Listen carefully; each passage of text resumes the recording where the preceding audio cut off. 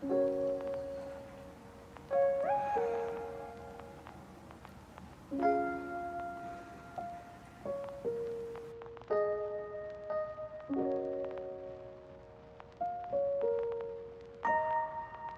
everyone, welcome back to another video here on my YouTube channel. My name is Mafalda. I'm the creator of Bookworm Retreat, both the Instagram account that you can follow me on Instagram. The link is in the description box down below. I'm also the creator of the blog Bookworm Retreat as well, and of this channel obviously. So Valentine's Day is almost here.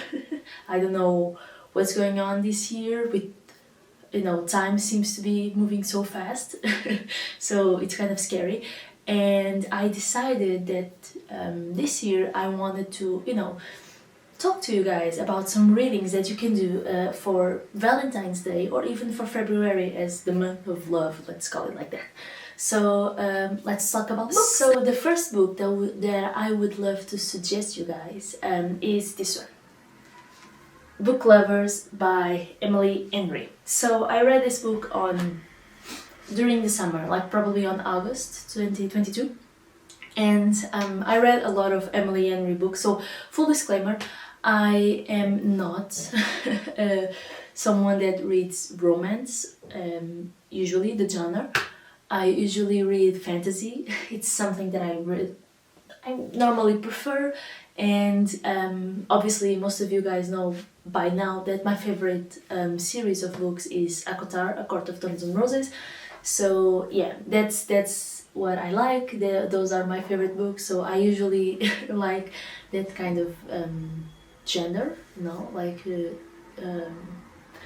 fantasy with kind of a romance there. I don't like all fantasy with just war or politics and all of that. I like to have romance there, but the genre is fantasy. So I am kind of amazed to the fact that lately I have been craving for romance, which is funny because I usually don't like it. But as most of you know by now, I started reading when I was a small child. I'm still small, but not a child anymore. And I started reading historical romances. So then I moved to fantasy, and now I'm kind of moving towards contemporary romance. I don't know why. So yeah, I read, like in August, I read almost every Emily Henry book because I was craving for that. And I read most of them, and I really, really liked it. Like Emily Henry it became one of my favorite authors, which is very interesting and very funny at the same time. And so of all of those books, so Emily Henry is always a safe bet. So if you are looking for a gift for your girlfriend, Emily Henry is a safe bet, trust me. And Book Lovers is perfect. Like the romance is amazing. It's an enemies to lovers, it's a small town kind of, it's a contemporary romance, so it's almost like a Hallmark movie. So you have the female main character, which is usually the one that loses the guy in the Hallmark movies version. So she's addicted to work, she doesn't want kids, she loves living in the city and all of that, and suddenly she goes with her sister to visit a small town, and then she meets the male character, which she already knows. Because they work in similar fields, they are acquaintance, and they don't like each other, so it's an enemies to lovers. So I really liked it because it's a different perspective from the ones that we have from contemporary romance, and I felt like the writing style was perfect. It was not that kind of writing that you feel bored or anything else. It was very like fast-paced, but not too fast that you can't understand what they're saying or what they're doing. And at the same time, we have so many contemporary reference to things that we are all doing that I felt really drawn to. So Book Lovers by Emily Henry is one of the best books that I've read in contemporary romance, and I highly recommend you. So if you are looking for a gift, bear in mind Book Lovers by Emily Henry. It's the perfect gift. So forget chocolate, just give books. Books are amazing. It's the best gift that you can give someone. Another one, this is not like romance, like Book Lovers was romance, but this one is not. It's Tomorrow and Tomorrow and Tomorrow by Gabrielle Zevin. And this book, I have the hardcover because I love it. I think it's, look at this, it's amazing, right? Look at this, it's so beautiful. I love it. It's probably became one of my favorite books. I read it last year, November. I think it was November 2022, and I love it. It's not particularly a romance book, so if you are looking for cheesy romance, that's not it. But it's more complex, in my opinion. Actually, it's from the perspective of a guy. You have three friends. They are all working together to build video games, and the book is set in the 90s, so you have a lot of reference to our childhood, guys. It's the perfect book for 90s nostalgia, and I loved it because of that, but mainly because the main characters are so imperfect and raw that it's almost like we are looking at the mirror and see their emotions in our daily lives. And you have a lot of grief, you have a lot of pain in the book, so that's why I say that it's not a romance, but if you are looking for a romance book that has very different problems and complex layers, Tomorrow and Tomorrow and Tomorrow is the perfect book. Now, if you're looking for steamy romance, I would advise you to read King of Wrath by Anna Wang. This one, it's the newest book that she just released. I think it was in December last year or something like that, so it just came out, and it's perfect. Like, it has the perfect amount of steamy romance. It's like an enemies to lovers, a forced engagement, forced marriage kind of thing, so it's good. And unlike Twisted Love, I have a problem with Twisted Love, most of you know by now. I felt like it was too many red flags for me. It had too many red flags for me.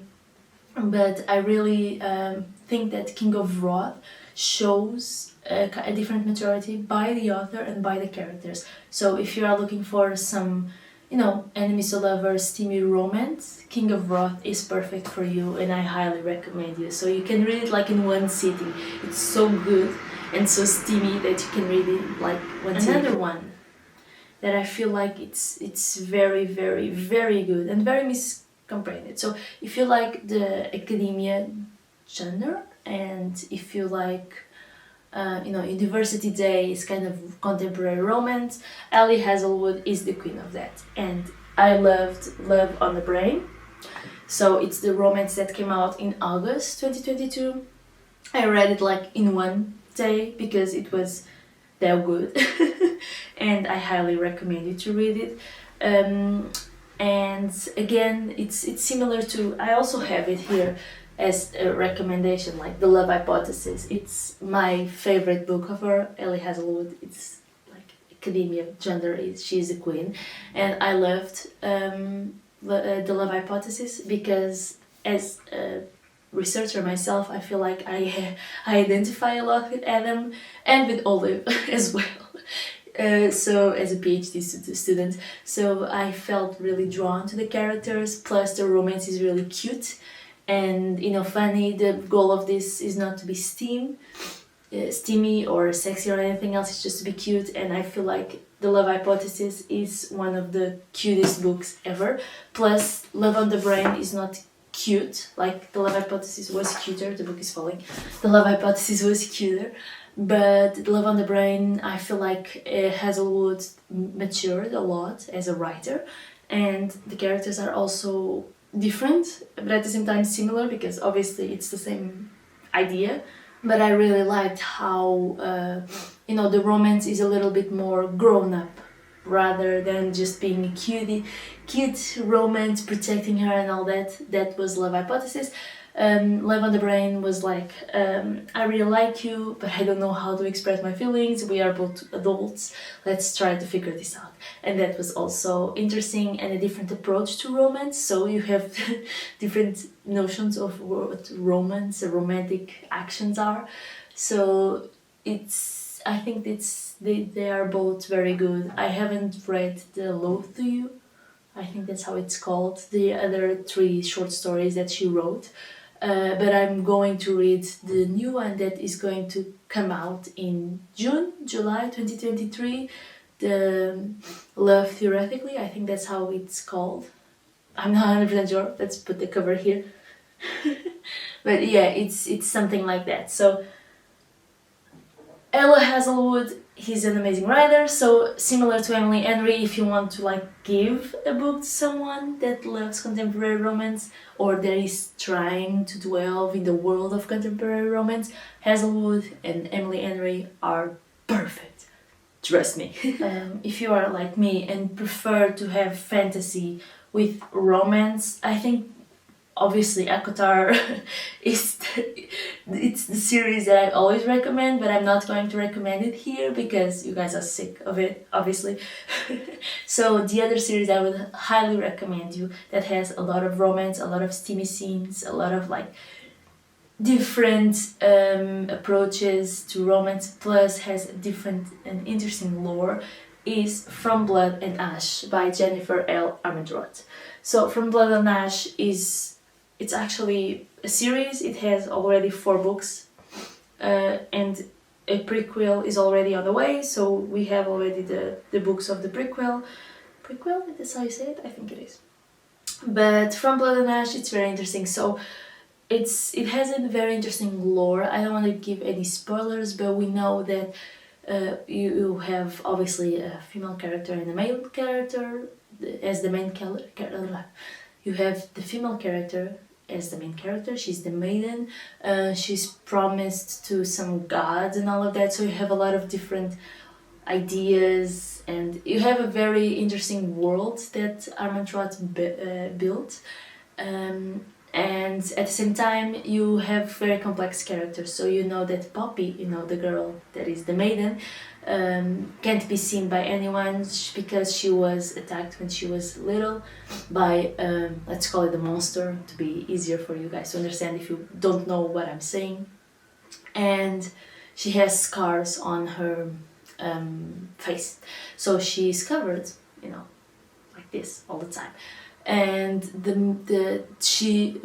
her main wish is to be free, like not to be maiden, not to be like doing this and being that and all of that.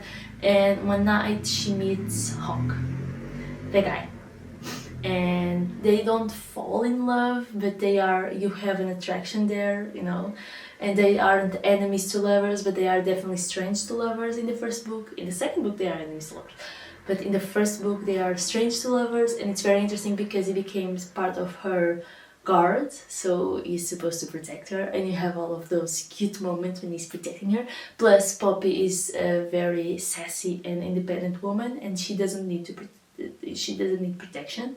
She just wants to be free, which is very interesting, and I really enjoyed it. Plus you have the fantasy and the lore, so it wasn't boring at all. So I highly recommend From Blood and Ash. It's very good and you don't get bored at all. So if you are trying to keep romance but not reading contemporary romance, fantasy, From Blood and Ash, it's a very good suggestion. Another trilogy that everyone is talking about because the last book just came out last week or something like that, or the week before. It's the Dreamland Billionaires by Lauren Usher, and so you can read the trilogy as standalones. However, I highly recommend you to read from book 1 to book 3 because it's easier to understand the characters and the story and all of that. So I read the fine print. I haven't read the other 2 yet, but I intend to do that in February. So let's hope that I can do that.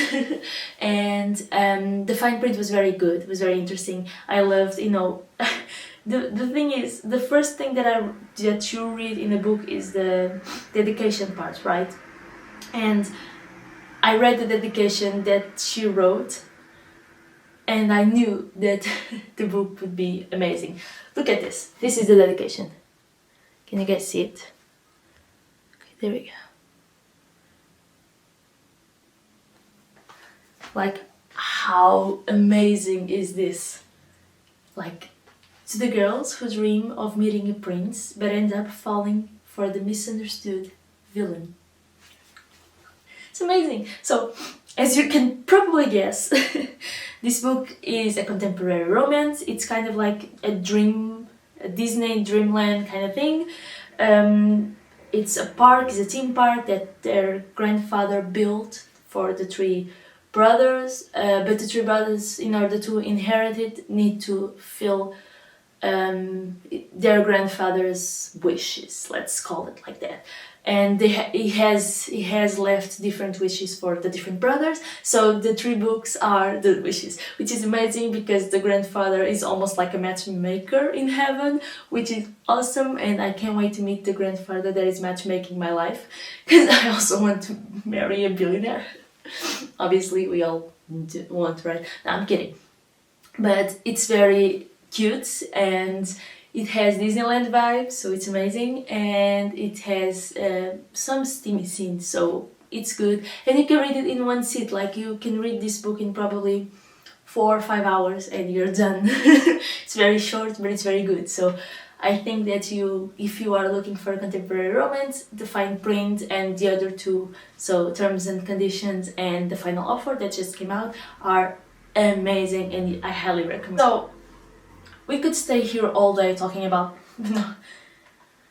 different romance books that I highly recommend, but I will recommend just one more for everyone, because I don't know if you guys are seeing, but I'm trying to be as different genders as possible, so in order to have different suggestions for different audiences. So people don't like contemporary romance, probably like fantasy, so From Bandanash can be a very interesting suggestion. If you already read it, please send me a message and I can probably help you choose another one, because I have a lot of books that I have read, so I probably can help you, but it doesn't matter. So the last book is for my Greek mythology nerds out there. We love Greek mythology, we love Greek theater, we love all of that. So this one is for you, because what is Valentine's Day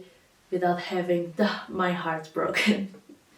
The Song of Achilles by Madeline Hunter is the ultimate Romeo and Juliet of books. So I think that I prefer this one to Romeo and Juliet, to be honest. Which is interesting. I really liked Romeo and Juliet, written by Shakespeare, obviously, but this one is